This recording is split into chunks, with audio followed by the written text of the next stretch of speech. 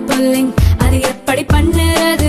காலையில் எழுந்ததும் எதுவும் சாப்பிடாமல் இதயம் வளத்தை வாயில ஊத்தி நல்லா கொப்பளிக்கணும், அப்புறம் அதை துப்பிடணும். இதுதான் ஆயில் புல்லிங்.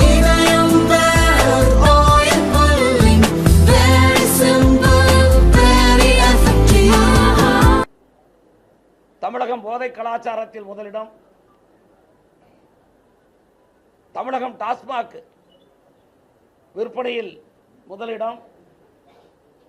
தமிழகம் கள்ளச்சாராய விற்பனையில் முதலிடம். தமிழகம் சிறுமிகள் பாலியல் தொல்லைக்கு ஆளாக்கப்படுவது முதலிடம். சட்ட ஒழுங்கு சீர்கெட்டு கிடப்பதிலே முதலிடம்.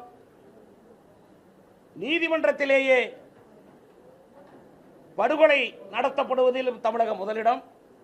இப்படி எல்லா வகையிலேயும் தமிழகம் சீர்கெட்டு கிடக்கிறது. இதை திசை திருப்புவதற்காகத்தான் முதலமைச்சர் கையில் எடுத்திருக்கிற ஆயுதம் இந்திய பேரரசு கொண்டு வந்த மும்மொழி கல்விக் கொள்கை. இதன் மீது அவருடைய தாக்குது. கிட்டுக்கிட்டு போராட்டம் நடக்கும், குடுகுடு கலவர்கள்லாம் வருவார்கள் என்றெல்லாம் சொல்லுகிறார். பார்ப்போம். இது 65 அல்ல, இது 2025. இது 65 அல்ல, 25.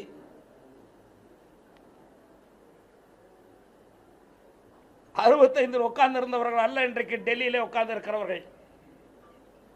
இன்றைக்கு அமெரிக்க அதிபர் என்னுடைய பாரத பிரதமர் நரேந்திர மோடிக்கு அவர் உட்காருவதற்கு நாற்காலியை சரி செய்யும் அளவுக்கு இந்தியாவுடைய பிரதம அமைச்சருக்கு மிக உயர்ந்த இடத்துல உட்கார்ந்து இருக்கக்கூடிய பிரதம அமைச்சர் இன்றைக்கு இந்தியாவில் இருக்கிறார் என்பதை ஸ்டாலின் மறந்துவிடக்கூடாது. உள்துறை அமைச்சர் இவ்வளவு விளக்கமாக சொன்னதற்கு பின்பு 39 நாடாளுமன்ற தொகுதியில இருந்து ஒரு தொகுதி கூட குறையாது என்று தெளிவாக அறிவிப்பை வெளியிட்டதற்கு பின்பும் திசை திருப்புகிற நிகழ்வுக்காக மும்மொழி கொள்கை, அதுக்கடுத்து இப்ப இது தேர்தலில் நாடாளுமன்ற தொகுதிகள் குறையும் என்ற இந்த நிலை, அதுக்காக அனைத்து கட்சி கூட்டம். எங்க தலைவரும் கலந்துக்கிறோம்னு சொல்லிட்டார். எல்லாரும் அனைத்து கட்சி கூட்டத்தில் எல்லாரும் கலந்துக்கிறோன்னு இருக்காங்க. நாங்களும் கலந்துக்கிறோம், நீங்களும் கலந்துக்க, எல்லாரும் கலந்துக்குன்னு சொல்லி சரி, அவர் கட்சி தொடங்கி இருக்கார். வேகமாக வளர்றதுக்காக அவர் சில வார்த்தை ஜாலங்களை தயாரித்திருக்கிறார். எந்த வகையிலுமே அவர் நாங்கள் பாசிசம் என்று, எங்களுடைய இயக்கம் பாசிசம் என்று சொல்லப்படுமையானால் பாரதிய ஜனதா கட்சி அவர் குறிப்பிட்டிருப்பாரே, ஆனால் அவருக்கு எழுதி கொடுப்பவர்களோ அல்லது சொல்லுகிறவர்களோ அல்லது அவராகவே புரிந்திருக்கிறாரோ, அவர் முழுமையாக பாரதிய ஜனதா கட்சியை புரிந்து கொள்ளவில்லை என்றுதான் அர்த்தம். முழுமையாக புரிந்து கொள்ளவில்லை.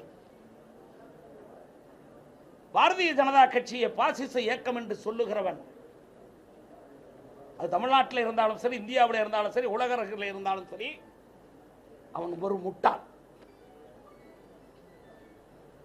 இந்த இயக்கத்தை போய் பாசிச இயக்கம் என்று சொன்னால் நேருவே சொல்ல தயங்கிய வார்த்தை இந்த வார்த்தை.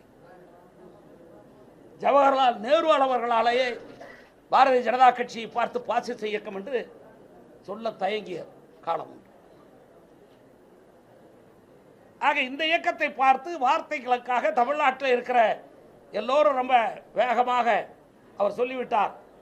ஊருக்கு அழைச்சும் புல்லா கோயிலாண்டி என்கிற நிலைமையோடு எவனை எடுத்தாலும் சரி பாரதிய ஜனதா கட்சியை சாதாரணமாக எள்ளி நகையாடுகிற போது, ஓ இவன் பெரிய ஆளா இருப்பான்ப்பா, மோடி இவ்வளவு தூரம் எதுக்குறார், உலகமே போட்டுக்கிற மோடியை இவன் எதுக்குறாயா, அப்ப இவன் பெரிய ஆளா. இந்த வடிவேல் போவான் பாருங்க ஒரு சினிமா இதுல, நானும் ரவுடி தான், என்னை கூட்டிட்டு போ நம்ம கூட்டிட்டு போன்னு. அப்படி மோடியை எதிர்ப்பவர்கள், மோடியை சாதாரணமாக நினைப்பவர்கள் தங்களை வளர்த்துக் கொள்வதற்காக, தங்களுடைய பிம்பத்தை பெரிதாக காட்டிக் கொள்வதற்காக, தாங்கள் ஏதோ பெரிய வீராதி வீரர்கள், சூராதி சூரர்கள் என்று காட்டிக் கொள்வதற்காக அப்படி செஞ்சு இப்படித்தான் இருக்கார். அப்படி பேசி இவரை ஒன்றும் செய்ய மாட்டேங்கிறாங்களே.